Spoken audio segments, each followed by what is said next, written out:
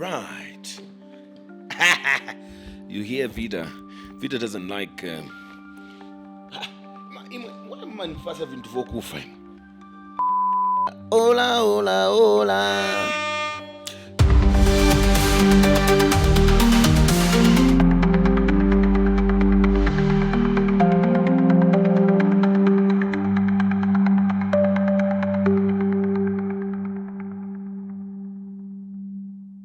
Great. So there's a guy. As we're starting the podcast, he's officially my favorite guy because he said this about our podcast. He said, his name is Owen, but I think he likes to be called Owenito. And he says, that What a Day Diamond show update on YouTube hosted by Jonah is so insightful despite not getting the views and likes it deserves. Shame on you, Zambians. I find myself opening YouTube every day to check what's new in the segment. Keep up the good work. Thank you so much. Oh, yes. Thank you so much for those kind words. And, our entire crew here would like to say something, and that's by giving you our traditional round of applause. Guys, let's go ahead and...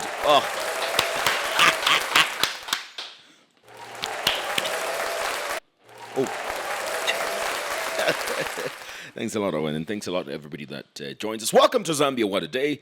My name is Dingindaba Jonah Buyoya. Thank you so much for joining us on this podcast. What's coming up? Well. We're going to be talking about a lot of things. The United Party for National Development is responding to what happened in Petoke, where the party was basically humiliated in the loss in that parliamentary seat. They won Pambashe but lost at Petoke.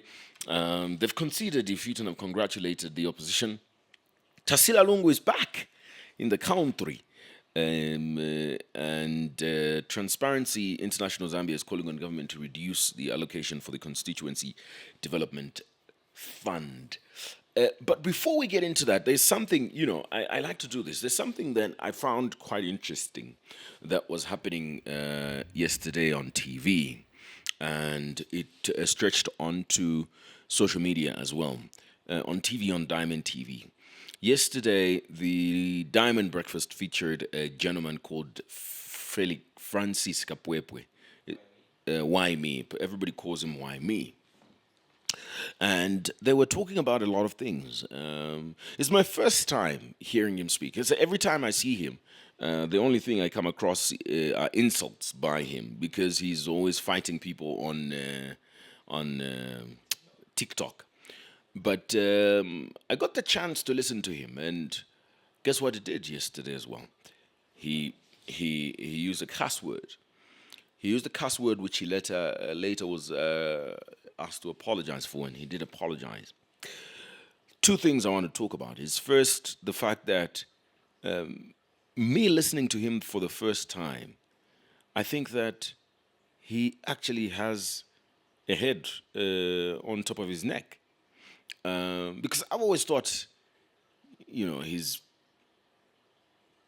I don't know, not worth, paying attention to. And I don't think I'll be paying attention to him any more now, than previously. But I think that people, it was a teaching lesson for me. It was a teaching moment for me because I also now learned that I need to give people a chance. I won't deliberately start listening to him because I disagree with him on a lot of things. Not on a lot of things. I disagree with him on a lot of the ways he does things, right? But I think that his opinions were sound opinions that you could hear and understand what he's saying. Then he used the cuss word, which he believes is not a cuss word, but he knows, and we all know that that is an insult. So I think he's being very disingenuous to say that such a word is not an insult. But there's a further side to this, and which I find really primitive by a lot of people who believe that he shouldn't have been given a chance to go on air. I don't agree with that. because I think that as a Zambian citizen, on that program, he says some very shocking things about how he was tortured when he was incarcerated. And I think those are important things that need to come out. There's no way. I've seen a lot of people saying things about him, and they're saying that Diamond TV shouldn't have given him a platform because people believe that he is mentally disturbed. I didn't see a mentally disturbed person. I think that he's just got some bad manners. And that's what would make somebody, even if it wasn't on TV, I think if he's going around in public insulting, he's just got terrible manners.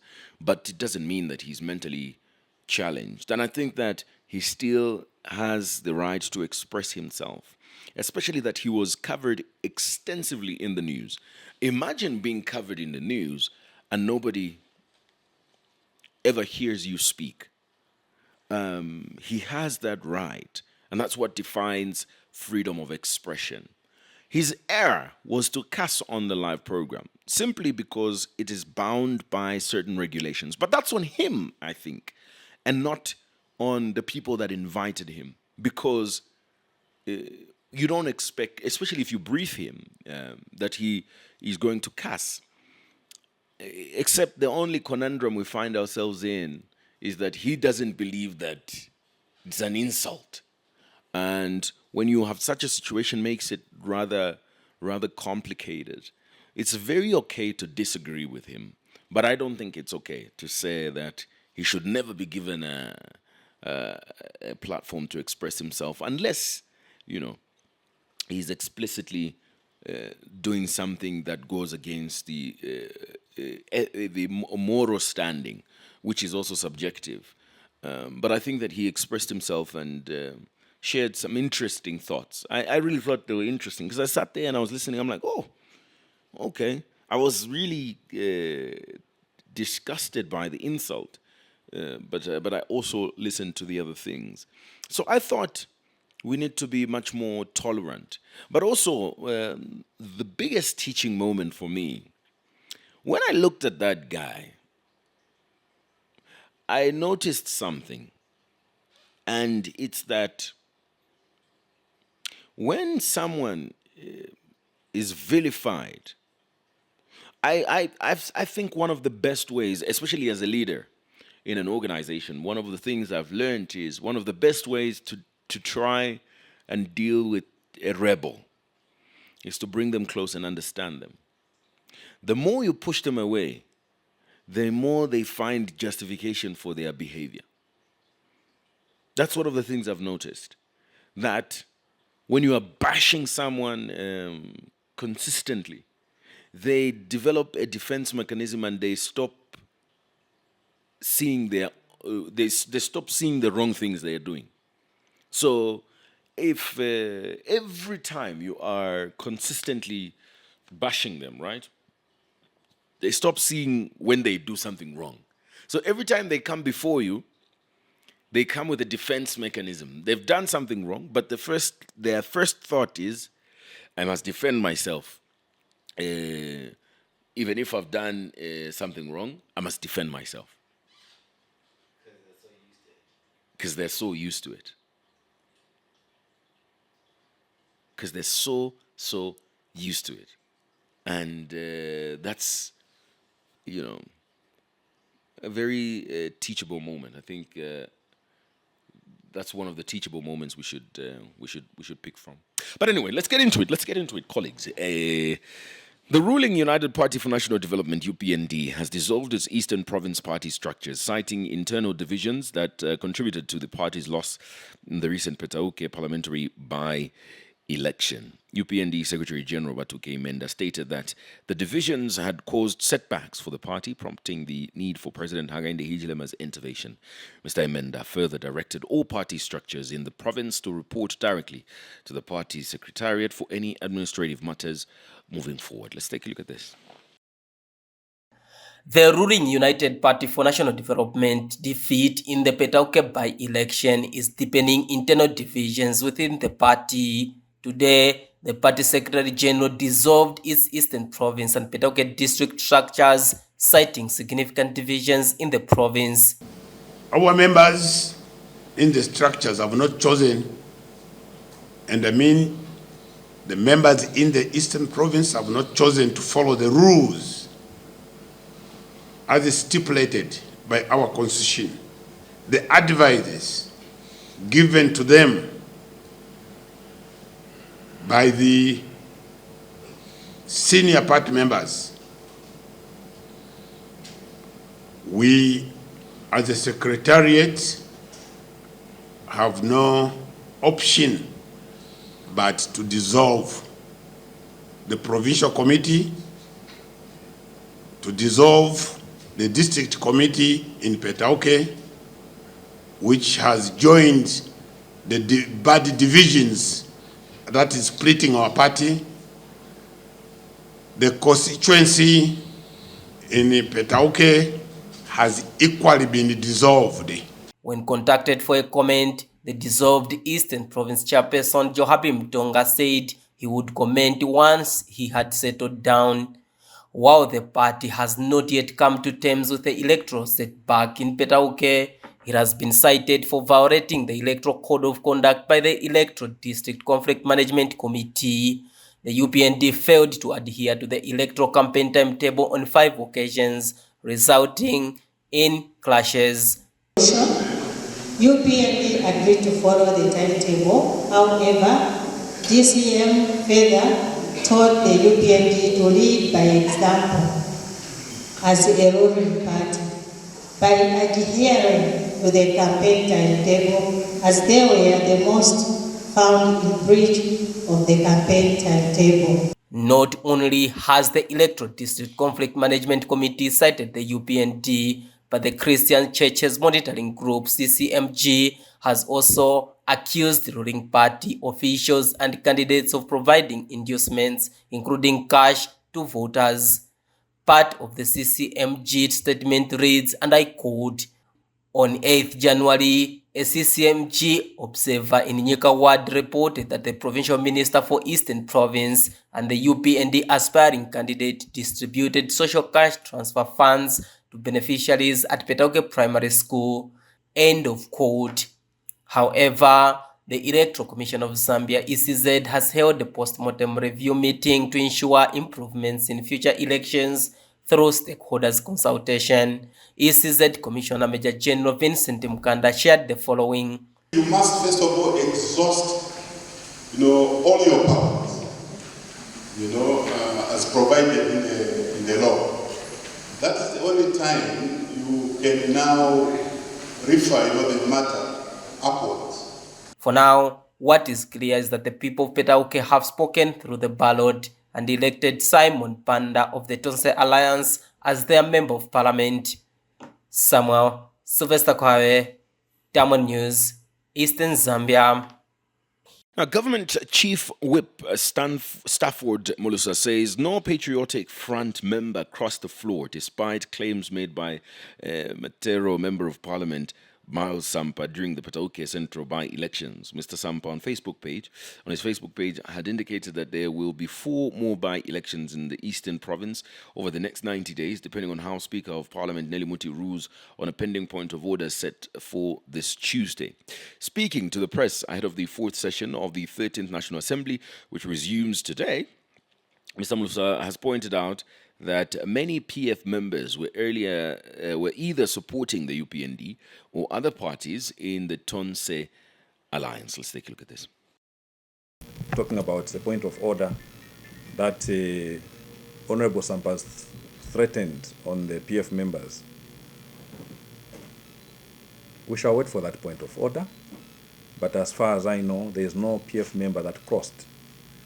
A lot of PF members were either supporting the UPND or were supporting the other political party under the Tonse Alliance. I believe that even himself, Honorable Sampa, could have been one of the sides. So it's very interesting that he would threaten members who never crossed the floor, but he had the right at that time because no PF candidate was adopted, and the PF has not been putting up candidates across the country. So they had the the right, of course, to support the government. This government is doing a lot in these constituencies of the members of parliament. And if you talk about CDF, it's a game changer. There has never been money in constituencies like it is now. So a member of parliament appreciates what the government is doing and says, this is the best government to support. And he goes on to say, even in Petauke, we need a member of parliament from the ruling party so that what the president is doing to this country, the CDF, the recruitment, and all good things that are happen through a representative of UPND. But of course, we respect the outcome of all the elections. Okay, so there's one way of looking at this, and the one way of looking at it is, I think, to argue that they have not crossed the floor is right, but I think that also the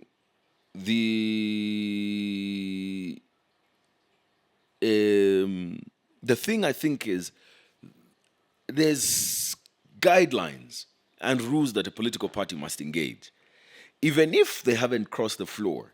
I think that it's indiscipline for a member of a political party to go and endorse a candidate of another political party when your party is in an alliance with other political parties and contesting in that very election.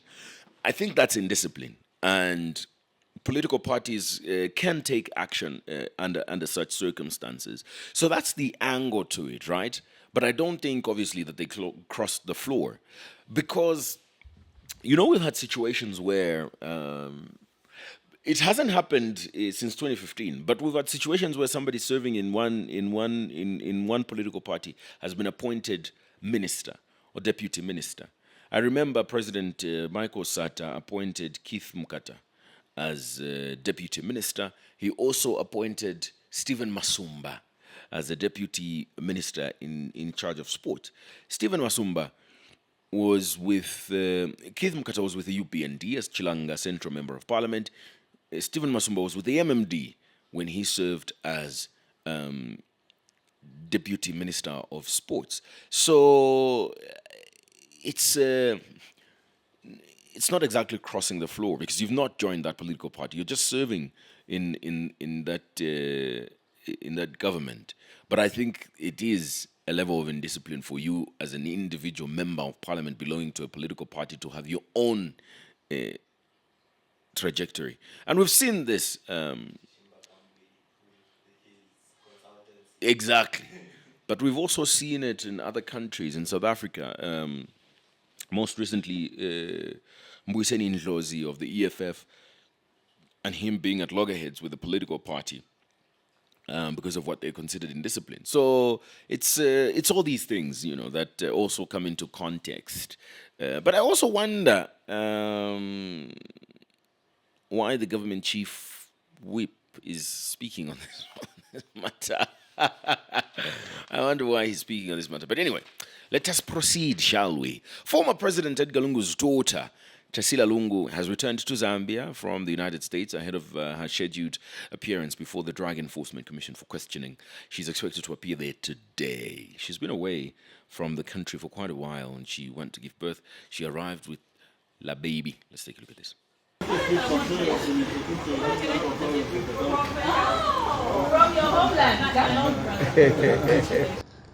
After months abroad, former President Edgar Lungu's daughter Tasila Lungu has returned to Zambia. Her return comes amid summons from the Drug Enforcement Commission (DEC) over alleged financial crimes.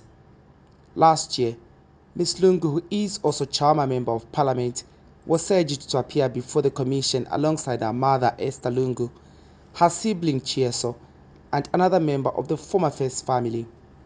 They were accused of acquiring properties suspected to be proceeds of crime. However, she was reportedly in the United States at the time and did not attend. When her mother and sibling appeared before the commission, they were charged and arrested for the alleged acquisition of illicit properties. These properties were later forfeited to the state but remain under legal dispute, as the accused have challenged the forfeiture proceedings initiated by the Director of Public Prosecutions, DPP Gilbert Piri. Ms. Tasila Lungu is scheduled to appear before the Commission on February 11, 2025. Her lawyer, Charles Changano, confirmed this in an interview. We only hope they won't do anything to do with charging her. But we'll wait to hear why they are looking for her. But should they do that, we will request them to give her a police bond. Before her return, the state had forfeited her Sina farm valued at 8.8 million kwacha, but she later regained ownership pending an appeal.